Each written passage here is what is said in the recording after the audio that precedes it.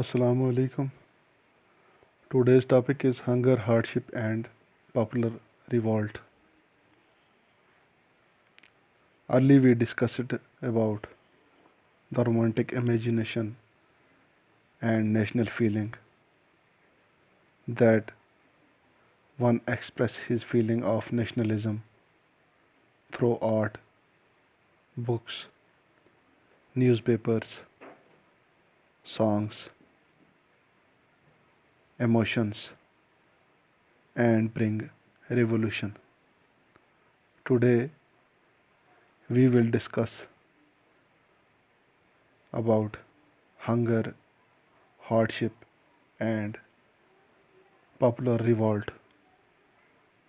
That what are the causes of hunger and hardship which started popular revolt. Our main topic is the age of revolutions from 1830s to 1848. The decade of 1830 had brought great economic hardship or crisis in Europe due to enormous increase in population all over Europe, migration of rural people to the cities further made the situation worse. Due to population, the demands of goods foods increased. Most of the regions in Europe, aristocracy still enjoyed power. Peasants struggled under the burden of feudal dues and obligations. A year of bad harvest led to widespread pauperism in town and country. जहाँ तक Europe में hunger hardship और popular revolt का ताल्लुक है, आपने देखा होगा कि अभी भी बहुत सारे इलाके ऐसे थे जहाँ पे अरिस्टोक्रेसी जो थी उनको पावर था, फ्यूडल सिस्टम था, वहाँ पे पेजेंट्स जो थे अभी भी स्ट्रगल कर रहे थे। और सबसे बड़ा अहम मसला ये था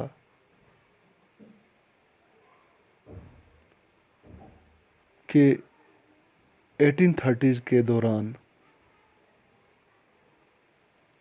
लोगों को इकॉनमिकली बड़ी हार्डशिप्स झेलनी पड़ी। नतीजा ये होता है कि उस दौरान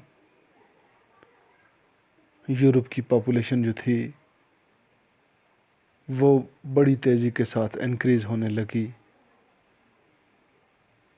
जूँ जूँ आबादी जो थी ये बढ़ने लगी, लोग ज़्यादातर जॉब्स की डिमांड करने लगे और जॉब्स ज़्यादा ना मिलने की वजह से लोगों ने गांव से शहरों की तरफ माइग्रेशन करना शुरू कर दिया। सिटीज़ भी बहुत ज़्यादा ओवर क्राउडेड होने लगी। बड़ी मुश्किल के साथ लोगों को गुजारा करना पड़ा। टाउन के अंदर भी जो लोग रहते थे उन्हें भी बहुत सारे कंपटीशन जो थे उनको झेलने पड़े, क्योंकि वो लोग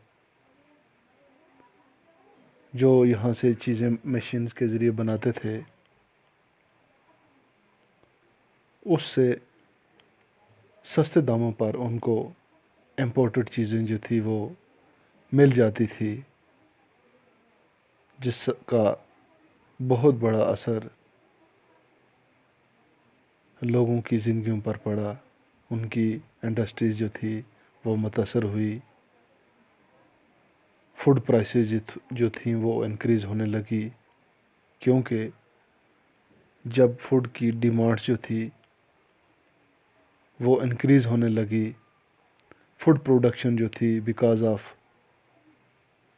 بیڈ ہارویسٹ یہ ڈکریز ہو گئی، لوگ اس قابل نہیں رہے کہ وہ اپنے لیے کپڑے اور کھانا وغیرہ خرید سکیں، تو اس سے ملک کی حالت جو تھی وہ کافی ابتر ہونے لگی۔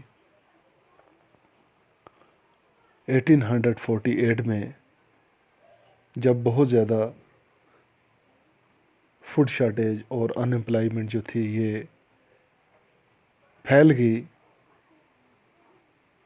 تو پیرس کے لوگ سڑکوں پر نکل آئے، انہوں نے دھرنا دیا، اور وہاں کا جو کانسٹیٹیوشنل ہیڈ تھا ان کا لوئس فیلپی، اس کو وہاں سے انہوں نے زبردستی بھگا دیا اور نیشنل اسمبلی کے طور پر وہاں پہ انہوں نے ایک ہیڈ بنایا، ریپبلکن ہیڈ، یعنی کہ ایک ایسا ریپرزنٹیٹیو جو ان کا الیکٹڈ ہو، اور صرف میلز کو وہاں پہ رائٹ ٹو ووٹ جو تھا وہ دیا گیا، اور رائٹ ٹو ورک جو تھا وہ وہاں پہ دیا گیا، اور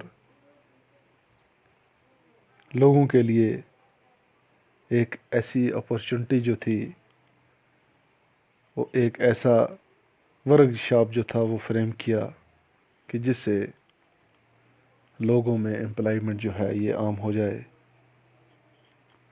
جہاں تک سلیشیا کا تعلق ہے، جو کہ آج پولینڈ اور جرمنی کے ساتھ جس کا علاقہ ہے، تو 1848 میں انہوں نے ایک ریولٹ شروع کیا اگینسٹ کنٹریکٹرز،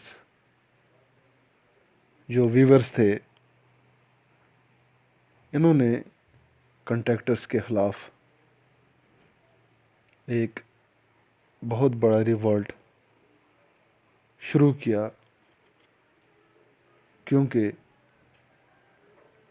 کنٹریکٹرز یا انٹرپرینیر جو تھا یہ ان کے ساتھ چیٹ کرتا تھا، ڈس آنیسٹی کرتا تھا، ان کی پیمنٹ جو تھی ان کے کام کے مطابق ان کو نہیں دی جاتی تھی،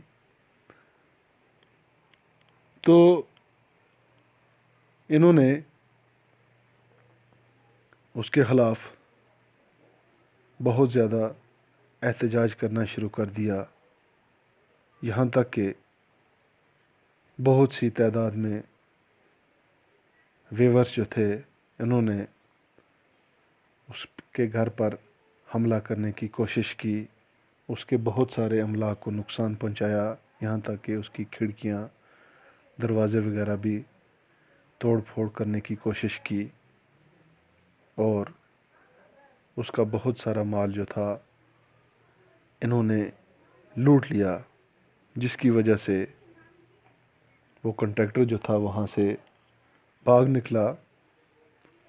کچھ وقت کے بعد وہ اپنی فیملی کے ساتھ جب دوبارہ واپس آیا، فوج اس کے ساتھ تھی، تو اس فوج نے لگ بھگ 11 ویور جو تھے ان کو مار گرایا۔ تو اس کے بعد